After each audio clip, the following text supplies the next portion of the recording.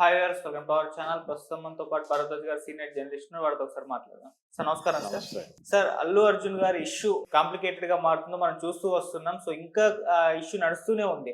అయితే ఈ ఇష్యూకి దిల్ రాజు గారు ఏమన్నా ఫుల్ స్టాప్ పెట్టబోతారా అంటూ ఒక చర్చ జరుగుతుంది సార్. ఆయన Telangana film development corporation chairman గా ఉన్నారు. అటు వారధిగా, అటు సినిమా ఇండస్ట్రీ ప్రభుత్వానికి మధ్య వారధిగా ఆయన ఉన్నారు కాబట్టి ఆయన ఏమన్నా హ్యాండిల్ చేస్తారా? తొందరలో రేవంత్ గారిని, అల్లు అర్జున్ గారిని ఇద్దరిని కూడా కలుస్తారని చెప్పారు. అలాగే రేవతి గారి భర్తకు సినిమా ఇండస్ట్రీలో పర్మనెంట్ జాబ్ ఇస్తామని కూడా ఆయన అనౌన్స్ చేశారు. మరి ఆయన చాలా క్లియర్ గా రేవంత్ రెడ్డి గారితో మాట్లాడాను అని చెప్పాడు. నిన్న మీడియా ముందుకు వచ్చినప్పుడు కిమ్స్ లో ఆయన మాట్లాడి ముఖ్యమంత్రి గారిని ఆల్రెడీ కలవటం జరిగింది, ఆయనతో విషయాలన్నీ కూడా మాట్లాడాను, ఆయన బయట ప్రచారం జరుగుతున్న వ్యవహారం ఆ తీరు పట్ల ఆవేదన వ్యక్తం చేశారు ముఖ్యమంత్రి గారు. ఇండస్ట్రీ పట్ల ఆయన ఏమీ వ్యతిరేకంగా లేరు, కాకపోతే అలాంటి ప్రచారం జరుగుతోంది అన్నట్టుగా ఆయన తనతో అన్నట్టుగా దిల్ రాజు గారి మాటల్లో బయటకు వచ్చింది. అయితే ఆయనతో మాట్లాడటం అయిపోయింది అన్నప్పుడు అల్లు అర్జున్తో కూడా మాట్లాడతాను అన్నాడు. ఇండస్ట్రీలో ఒక ప్రామినెంట్ వ్యక్తిగా అన్నారు తప్ప పుష్ప వివాదానికి సంబంధించి అల్లు అర్జున్ని కలుస్తానని చెప్పలేదు ఆయన. ఇండస్ట్రీలో ఒక ప్రామినెంట్ వ్యక్తిగా అల్లు అర్జున్ని కూడా కలుస్తాను, మాట్లాడతాను అన్నప్పుడు ఇష్యూని సార్ట్అవుట్ చేస్తారా అని అడిగారు.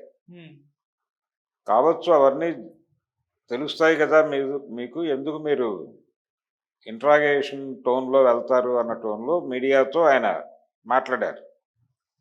మాట్లాడుతూ విషయం మొత్తం తెలుసు, నాకు అర్థమైంది, దీన్ని ఎలా సార్ట్అవుట్ చేయాలో అలా చేయొచ్చు, పెద్ద ఇబ్బందికరమైన పరిస్థితి ఏం కాదు అని అన్నారు. కానీ నిజానికి ఆయన కిమ్స్లో ఎందుకున్నారు అంటే చాలా క్లియర్గా సీఎం గారితో మాట్లాడిన తర్వాత పరిస్థితిని తను ఆకళింపు చేసుకోవడానికి హాస్పిటల్కి వెళ్ళాడు ఆయన. వెళ్ళి అక్కడ జరుగుతున్నటువంటి వైద్యము వ్యవహారము ఇవన్నీ డాక్టర్లతో మాట్లాడి ఆ పిల్లవాడికి వెంటిలేటర్లు తీసేశారు. తీసేసి ఆహారం అందించేటువంటి ప్రయత్నం జరుగుతోంది, తను రెస్పాండ్ అవుతున్నాడు. కానీ అతనికి ఇంకా ఆ షాక్లో ఉన్నాడు, ఆ డిప్రెషన్ ఆ షాక్లో ఉన్నమాట వాస్తవం, ఎవరిని గుర్తుపట్టేటువంటి పరిస్థితి లేదు. డాక్టర్లు మీరు పక్క నుండి నెమ్మదిగా అతన్ని అంటే తనని తాను రీఆర్గనైజ్ చేసుకోవడానికి మీరు తండ్రిగా పక్క నుండి అతనితో ట్రావెల్ అయితే కొంతవరకు రికవరీ కావచ్చు అని డాక్టర్లు తనకు చెప్పినట్టుగా ఈ రేవతి గారి భర్త చెప్తున్నాడు. ఆయన ఐటీలో ఉన్నాడు, ఐటీ ప్రొఫెషనల్. ఆయనకి ఏదైనా ఒక పర్మనెంట్ ఉద్యోగం ఇవ్వటానికి కూడా ముఖ్యమంత్రి గారి దగ్గర చర్చ వచ్చింది అనేది దిల్ రాజు గారు చెప్పారు. చెప్పి ఆ కుటుంబానికి ఎప్పటికే అంటే ప్రభుత్వం వైపు నుంచి వైద్య సహాయం అందించడం మాత్రమే కాదు, ఇన్ కేస్ ఇంకో దేశంలో ఎక్కడైనా లేదు, ఇంకొక హాస్పిటల్లో ఇంకెక్కడైనా, ఈ దేశంలోనే ఇంకో హాస్పిటల్లో ఎక్కడైనా మెరుగైన వైద్యం దొరుకుతుంది అనుకుంటే అక్కడికి కూడా పంపించడానికి ప్రభుత్వం సిద్ధంగా ఉంది అని కోమటిరెడ్డి వెంకటరెడ్డి గారు చెప్పారు ఆల్రెడీ. అలాగే మైత్రి మూవీ మేకర్స్ నుంచి ఒక 50 లక్షలు వాళ్ళు ఇచ్చారు. అలాగే అల్లు అర్జున్ నుంచి కూడా ఒక 10 లక్షలు అందినట్టుగా ఆయన చెప్పారు. 10 లక్షలు డీడీ వచ్చింది అనే మాట చెప్పారు. డీడీ వచ్చిందంటే ఆల్రెడీ వాళ్ళ అకౌంట్లోకి డబ్బులు వచ్చినట్టే లెక్క. కాబట్టి ఇది జరిగింది అంటే దాదాపు 60 లక్షలు ఆయనకి ఆ సినిమా యూనిట్ నుంచి అందినట్టుగా భావించాలి. అయితే మిగిలిన 15 లక్షలు ఫేజ్ మేనర్లో అనే కాకుండా వాళ్ళకి ఎప్పుడైనా అవసరమైనప్పుడు, ఇన్ కేస్ అతను రేపు ఎడ్యుకేషన్లోకి వచ్చినప్పుడు ఎక్కడైనా ఏదైనా అవసరం అయితే డెఫినెట్గా ఇది మాత్రమే కాదు, ఇంకేదైనా కూడా చేయడానికి మేము సిద్ధంగానే ఉన్నామనే విషయం వాళ్ళు చెప్పారు. ఎవరు? అల్లు అర్జును చెప్పాడు, అరవింద్ గారు చెప్పాడు. కాబట్టి సహకరించడానికి వాళ్ళందరూ అనుకూలంగానే ఉన్నారు. ఇండస్ట్రీ వైపు నుంచి కూడా ఏ రకమైన సహాయం చేయడానికైనా ఫిల్మ్ డెవలప్మెంట్ కార్పొరేషన్ నుంచి కూడా మేము సిద్ధంగానే ఉన్నామని దిల్ రాజు గారు చెప్పాడు. చెప్పి ఈయన మేబీ అల్లు అర్జున్ని కలవచ్చు, కలిసి సన్నివేశాన్ని అంటే అతను గాయపడినట్టుగా మాట్లాడాడు. నా క్యారెక్టర్ అసాసినేషన్ జరుగుతోంది అని చెప్పేసి ఆయన ప్రెస్ మీట్ పెట్టి ప్రపంచానికి వెల్లడించాడు తన మనసులో బాధని. ఓకే. ముఖ్యమంత్రి గారు అసెంబ్లీ వేదికగా మాట్లాడిన మాటలు తనని గాయపరిచినట్టుగాను మాట్లాడుతూనే కొంచెం టాక్టికల్గా ఒక మాట, అంటే ఆయనకి ఎవరో తప్పుడు సమాచారం అందించారు, తనకు అందిన సమాచారం మేరకు ఆయన మాట్లాడారు, ఆ మాటలు నన్ను గాయపరిచినాయి, ఆ మాటలు ఆయనకు అందిన సమాచారం ఆధారంతో మాట్లాడారు, ఆ సమాచారం ఇచ్చిన వాళ్ళది తప్పు అన్న ఒక లీడ్ ఇస్తూ ఆయన ముఖ్యమంత్రి గారి వ్యాఖ్యానం మాటల మీద కామెంట్ చేశాడు. అది కదా మంట రాజేసింది. కాబట్టి ముఖ్యమంత్రి గారి ఇంటెన్షను అవన్నీ కూడా ఇప్పుడు అల్లు అర్జున్కి స్పష్టంగా అర్థమైనాయి. ఎప్పుడు నిన్న విచారణకు వెళ్ళిన తర్వాత పోలీసు విచారణ సందర్భంగా వాళ్ళు వీడియోలు అన్నీ చూపించి సన్నివేశాన్ని పునర్నిర్మించి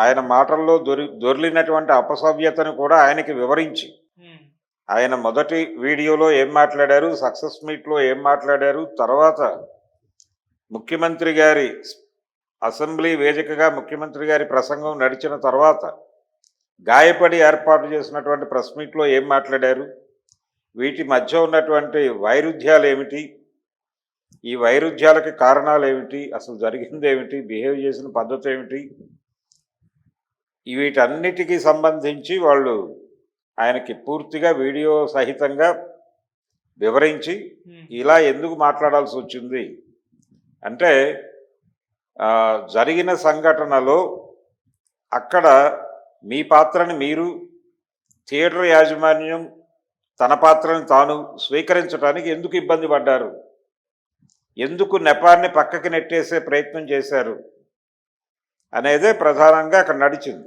అయితే సన్నివేశం మొత్తం ఈ విచారణ సందర్భంగా వ్యక్తమైనటువంటి భావాలు, కనిపిస్తున్న వాస్తవాలు ఇవన్నీ చూసి ఆయన కొంచెం ఎమోషనల్ అయినట్టుగా సమాచారం బయటకు వచ్చింది.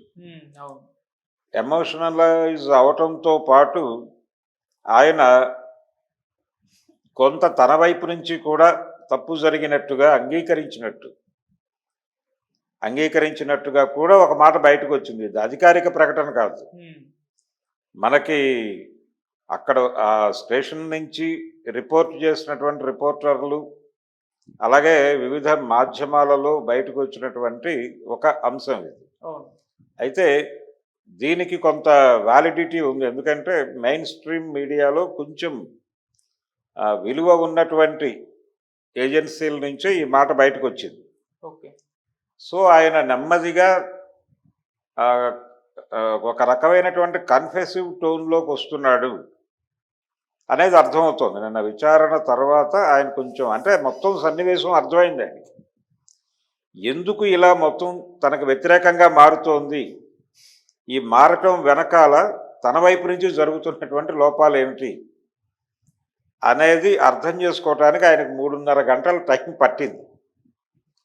ఈ 3.5 గంటల్లోనూ తన వైపు నుంచి జరుగుతున్నటువంటి తప్పుల గురించి ఆయనకు ఒక అవగాహన ఏర్పడింది అనేది మనకు అర్థమైంది. అందుకనే ఆయన కొంచెం కన్ఫెసివ్ టోన్లోకి మారాడు. ఆయన కన్ఫెసివ్ టోన్లోకి మారితే సమస్య పరిష్కారం అయిపోయినట్టే, దాన్ని ఎవరూ క్లియర్ చేయక్కర్లేదు. ఆయన వెరీ ఫస్ట్ డేనే ఈ మాట చెప్పుంటాయి. నేను మొదటి నుంచి చెప్తున్నాను ఆ మాట. ఆయన మొదటి ప్రకటన, మొదటి వీడియో, జరిగిన సంఘటనలో మా వైపు నుంచి కూడా తప్పులు దొర్లి ఉండొచ్చు, థియేటర్ యాజమాన్యం నుంచి జరిగి ఉండొచ్చు, అలాగే యూనిట్ వైపు నుంచి జరిగి ఉండొచ్చు, మా పిఆర్ టీం నుంచి జరిగి ఉండొచ్చు, ఎవరి వైపు నుంచి జరిగినా ఇన్ టోటల్గా దానికి రెస్పాన్సిబిలిటీ నేను తీసుకుంటూ క్షమాపణ వేడుకుంటున్నాను ప్రభుత్వాన్ని, ప్రజలని కూడా అని ఉంటే చాలా గౌరవప్రదంగా ఉండేది.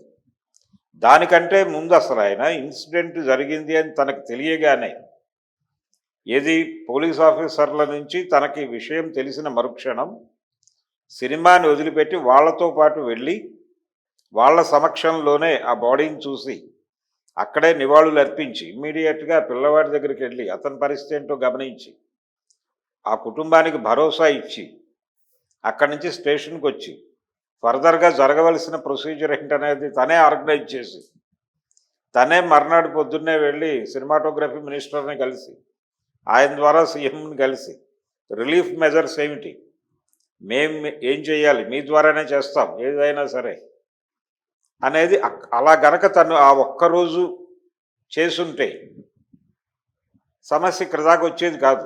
ఆ రోజే ఆయన్ని ఓదార్చి ఇంటికి పంపించేవాడు రేవంత్ రెడ్డి స్వయంగా. అది జరగల. మీరు ఎప్పుడైతే జరిగిన వ్యవహారంలో మా ప్రమేయం లేకుండా జరిగింది, అది కేవలం యాక్సిడెంటు అని మాట్లాడటం మొదలుపెట్టారో, పైగా పోలిక తెచ్చారు ఆయన. ఏది గతంలో చిరంజీవి గారి సినిమాలకి హెవీ క్రౌడ్ వచ్చి థియేటర్ల దగ్గర చనిపోయిన సందర్భాలు ఉన్నాయి, పవన్ కళ్యాణ్ సినిమాలు విడుదలైనప్పుడు జరిగిన సందర్భాలు ఉన్నాయి. ఆ సమయంలో ఆ సినిమాల్లో నేను లేకపోయినా కానీ నేను వెళ్ళాను సంఘటనా స్థలానికి అని చెప్పాడు ఆయన. ఆ సంఘటనలకి ఈ సంఘటనకి ఒక తేడా ఉందనే విషయం ఎవరూ మాట్లాడట్లా. అక్కడ టిక్కెట్ల కోసం జనం స్వచ్ఛందంగా ఘర్షణ పడి ఆ ఘర్షణలో చనిపోయారు. అది అందులో వీళ్ళ ఎవరి బాధ్యత లేదు, చిరంజీవి బాధ్యత లేదు, పవన్ కళ్యాణ్ బాధ్యత లేదు. థియేటర్ యాజమాన్యం రోల్ ఉంటే ఉంటుంది. అంటే ఆ క్రౌడ్ను ప్రాపర్గా మేనేజ్ చేయలేకపోవడం అనేది ఒకటే లోపం. పాత రోజుల్లో ఎలా జరిగేదంటే థియేటర్కి 2 గేట్లు ఉంటే 2 గేట్లలో ఏ గేట్ తీస్తారో తెలియదు. ఈ గేట్ దగ్గర విపరీతంగా జనం ఉండేవాళ్ళు, ఆ గేట్ దగ్గర ఉండేవాళ్ళు. చాలా ఈ క్యూరియాసిటీ పెరిగిపోతున్న టైంలో వాళ్ళు వెళ్ళి ఒక గేట్ ఓపెన్ చేసేవాళ్ళు. ఓపెన్ చేసేసరికి యువతల గేట్ దగ్గర ఉన్న వాళ్ళు అవతల గేట్ దగ్గరికి పరిగెట్టేటప్పుడు మధ్యలో ఏమన్నా రోడ్డు కానుకుని ఉంటుంది థియేటర్ కాబట్టి, అక్కడ ఏమైనా డ్రైనేజీలు లాంటివి ఉంటే వాటిల్లో పడిపోయి గాయాల పాలు అవటం, ఈ పరిగెట్టే క్రమంలో పడిపోవటం, పడిపోయిన వాడిని కూడా పట్టించుకోకుండా పరిగెట్టుతూ తొక్కటం, అవయవాలు విరిగిపోవటం, ఇలాంటి రకరకాల డ్యామేజీలు. వీటితో పాటు బుకింగ్ కౌంటర్ల దగ్గర నుంచి గోడలు నిర్మించేవాళ్ళు చాలా దూరం, ఆ దానిలో ఇరుక్కుపోయి ఉండేవాళ్ళు. వాళ్ళ మీద నుంచి నడుచుకుంటూ వెళ్ళిపోయేవాళ్ళు కొంతమంది కౌంటర్ దగ్గరికి. ఈ ఘర్షణలో ఎవరైనా సరే గాలాడక చనిపోవటాలు ఇవి జరిగేవి, జనరల్గానే జరిగేవి. ఆ ప్రమాదాలు వేరు. అయితే ఇక్కడ జరిగింది ఏమిటి, ఇక్కడ టిక్కెట్లు ఆల్రెడీ సోల్డ్ అవుట్, టిక్కెట్లు కౌంటర్లో అమ్మలేదు. బుకింగ్ దగ్గర సంభవించిన ఘర్షణ కాదు ఇది. అందరి జేబుల్లోనూ టిక్కెట్లు ఉన్నాయి. అక్కడ లోపలికి వెళ్ళి ఇప్పుడు రేవతి గారు వారి కుటుంబము మొత్తం కూడా టిక్కెట్లు కలిగి ఉన్నారు. వాళ్ళు అలా వాళ్ళ వెహికల్ పార్క్ చేసుకుని లోపలికి వెళ్ళి సినిమా చూసి ఇంటికి వెళ్ళిపోవాలి. అది జరగాల్సిన ప్రొసీజర్. మీకు ఎప్పుడైనా సరే సినిమా థియేటర్ దగ్గర టిక్కెట్లు సోల్డ్ అవుట్ అయిపోయి హౌస్ఫుల్ బోర్డు పెట్టిన తర్వాత అక్కడ జనం ఉండరు, ప్రశాంతంగా ఉంటుంది. ఇక్కడ కూడా అదే ఎక్స్పెక్ట్ చేస్తారు ఎవరైనా. కానీ unwanted crowd with hero enter అయింది అక్కడ. దాన్ని అంగీకరించడానికి ఎందుకు మొహమాట పడ్డారు అనేది మాత్రమే ఇష్యూ. కాబట్టి ఆయన వైపు నుంచి దొర్లినటువంటి తప్పులన్నీ కూడా ఆయన అంగీకరించినట్టుగా మనకు అర్థమవుతోంది విచారణ సందర్భంగా. ఇది ప్రధానంగా చూడాల్సినటువంటి అంశం. అంటే తగ్గేదే లే అన్నటువంటి పుష్ప కొంచెం తగ్గుతున్నట్టుగా కనిపిస్తోంది. అది జరిగితే ఇష్యూ పరిష్కారం అయిపోయినట్టు, ఇంకేం లేదు అక్కడ. సో దిల్ రాజు గారు ఒకసారి వెళ్ళి మాట్లాడేస్తే, ఆయన ఎలాగో మాట్లాడతానని చెప్పాడు. ఆయన ముఖ్యమంత్రి గారితో మాట్లాడిన తర్వాత అక్కడ వ్యక్తమైనటువంటి భావాలన్నీ కూడా ఈయనకు చేరవేస్తాడు. ఇటువైపు నుంచి జరిగినటువంటి అపసవ్యతలు ఏమిటో ఆయనకు అర్థం చేయించే ప్రయత్నం చేస్తాడు. ఆయన అర్థం చేసుకోవడానికి సిద్ధంగా ఉన్నాడు ఇప్పుడు. సో ఇష్యూ సాల్వ్ అయిపోయే వాతావరణం అయితే కనిపిస్తుంది. ఇది ఘర్షణ పెంచుకోవాలి అని వాళ్ళు అనుకోవడం లేదు. దీని వెనకాల రకరకాల స్పెక్యులేటివ్ స్టోరీస్ అల్లేస్తున్నారు. ఇండస్ట్రీ వెళ్ళిపోతుంది, ఇంకో పావు గంటలో ఫిలిం నగర్ ఖాళీ అయిపోతుంది అన్న టోన్లో. జరిగితే మంచిదే, కానీ ఇది కాదు దానికి నేపథ్యం. ఆంధ్ర పరిశ్రమ ఆంధ్రాకి వెళ్ళిపోవటం మంచిదే. ఆంధ్ర నిర్మాతలు ఆంధ్రాకి వెళ్ళిపోయి ఆంధ్ర ప్రభుత్వం ఆధ్వర్యంలో అక్కడ కూడా పరిశ్రమని ఎస్టాబ్లిష్ చేసి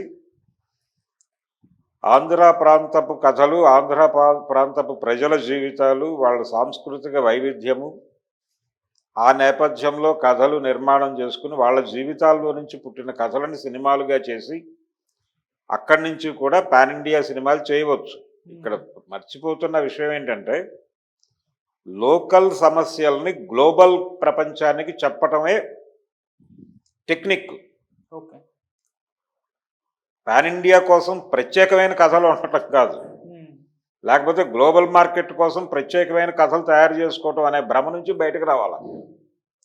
లోకల్ ఇష్యూని గ్లోబల్ లెవెల్లో చెప్పటం అనే టెక్నిక్ని ఆకలింపు చేసుకుంటే ఏ డైరెక్టర్ అయినా కానీ అద్భుతమైన సినిమాలు తీయగలడు. అది తెలియకే గందరగోళ పడుతున్నారు. కాబట్టి వాళ్ళు ఇప్పుడు హైదరాబాద్కి యాక్సెస్ ఉండేటువంటి ఏరియాలు, జగ్గైపేట ఆ ఏరియాల్లో ఎక్కడైనా వాళ్ళు డెవలప్ చేసుకుంటే మంచిదే. అలాగే ఇక్కడ తెలంగాణ సినిమా ఎమర్జ్ అవుతుంది. అప్పుడు తెలంగాణ సినిమా ఆంధ్ర సినిమా ఉండటం మంచిదే ఒక రకంగా. ఇది చీలికగా చూడక్కర్లేదు. రాష్ట్రాలుగా ఎలాగూ విడిపోయారు. తెలంగాణ తెలుగు, ఆంధ్ర తెలుగు అనేది ఇది నిజానికి కాన్స్టిట్యూషనల్గా జరగవలసినటువంటి ఒక ప్రయత్నం. అది జరగాలి. తెలంగాణ తెలుగు వేరు, ఆంధ్ర తెలుగు వేరు అనేది గనక చేయగలిగితే, నారాయణ రెడ్డి గారు అన్నట్టు తెలుగు జాతి మనది, రెండుగా వెలుగు జాతి మనది అన్నాడు ఆయన. ఇలా గనక జరిగితే ఉత్తమ ప్రాంతీయ భాషా చిత్రం తెలంగాణ తెలుగు సినిమాకు ఒక అవార్డు వస్తుంది జాతీయ స్థాయిలో, ఆంధ్ర తెలుగు సినిమాకు ఒక అవార్డు వస్తుంది. అలాగే సాహిత్య అకాడమీ అవార్డులు వీటిలో కూడా తెలంగాణ తెలుగు గ్రంథానికి, తెలంగాణ తెలుగు కవికి ఒక అవార్డు, ఆంధ్ర తెలుగు కవికి ఒక అవార్డు దక్కుతుంది. అందుకని ఇది జరగాలి. ఇది జరగటం కోసం ప్రభుత్వాలు ప్రయత్నం చేయాలి. అది చేస్తే అలా జరిగితే మంచిదే. ఇది కాదు నేపథ్యం. ఊరికనే ఎందుకు ఫిలిం నగర్ ఇక్కడ నుంచి వెళ్ళిపోతుంది, లేకపోతే సినిమా ఇండస్ట్రీ వెళ్ళిపోతుంది, ఇవన్నీ స్పెక్యులేట్ చేస్తున్నారు. సినిమా పరిశ్రమ నుంచి ఎవరూ స్పందించలేదు ఈ విషయం మీద. వెళ్ళి ఆయన అరెస్ట్ అయ్యి బయటకు వచ్చాడు కాబట్టి వెళ్ళి ఒక సాలిడారిటీ తెలియజేశారు తప్ప ఇష్యూ మీద ఎవరూ మాట్లాడలే. ఎందుకు మాట్లాడలేదంటే వాళ్ళకి అది ఇష్యూ కాదు. అంటే అక్కడ ఆ ఇష్యూని ఖండిస్తే ఆ జరిగిన సంఘటన గురించి మాట్లాడాల్సి వస్తుంది. జరిగిన సంఘటన దురదృష్టకరం, దానిలో కొంత వీళ్ళ రోల్ ఉంది. ఇండస్ట్రీ వైపు నుంచి జరిగినటువంటి లోపాలు ఉన్నాయి, ఎగ్జిబిటర్ నుంచి జరిగిన లోపాలు ఉన్నాయి. ఇవన్నీ చర్చకు వస్తాయని ఎవరూ మాట్లాడలేదు. వ్యూహాత్మకముగా మెగా కుటుంబం కూడా మాట్లాడకపోవడానికి అది ఏ కారణము. వాళ్ళకి సింపతి లేక కాదు, సింపతి ఉంది. టువర్డ్స్ అల్లు అర్జున్ సింపతి ఉంది. జరిగిన సంఘటనలో ఆ మరణించినటువంటి కుటుంబం పట్ల సానుభూతి ఉంది. కానీ ఆ సంఘటనకున్నటువంటి ఈ రకరకాల డైమెన్షన్స్ ఉన్నాయి దానికి. అందుకని కొంచెం సంయమనంతో వ్యవహరించాల్సినటువంటి వ్యవహారం ఇది. ఇమ్మీడియట్గా ఏదో ఒక స్టాండ్ తీసుకునేటువంటి పరిస్థితి కాదు అనే ఉద్దేశంతోనే సైలెంట్గా ఉన్నారు. ఈవెన్ పవన్ కళ్యాణ్ కూడా అందుకే సైలెంట్గా ఉన్నాడు. అతనికి కూడా సింపతి ఉంది ఇతని పట్ల, లేదనే ప్రచారం కరెక్ట్ కాదు. సో సార్ట్అవుట్ అవుతుంది ఇష్యూ. అదేం పెద్ద గందరగోళం ఏం కాదు. తను ఆ మూడ్లోకి వచ్చాడు. దిల్ రాజు గారు వెళ్ళి మాట్లాడి సెటిల్ చేస్తాడు. ఆయనే చెప్పుకున్నట్టుగా వారధిగా ఒక వారధి నిర్మించి సార్ట్అవుట్ చేస్తారు. అలాగే ఈ సంఘటన నడుస్తున్నటువంటి టైంలో కొంచెం ఎమోషన్స్ అన్ని ఏరియాల్లోనూ రైజ్ అయినటువంటి సందర్భంగా కొంచెం అగ్రెసివ్ స్టేట్మెంట్స్ వచ్చినాయి. ఆ అగ్రెసివ్ స్టేట్మెంట్స్ అన్నీ ఆ మూడ్లో వచ్చిన స్టేట్మెంట్లుగానే చూడాలి.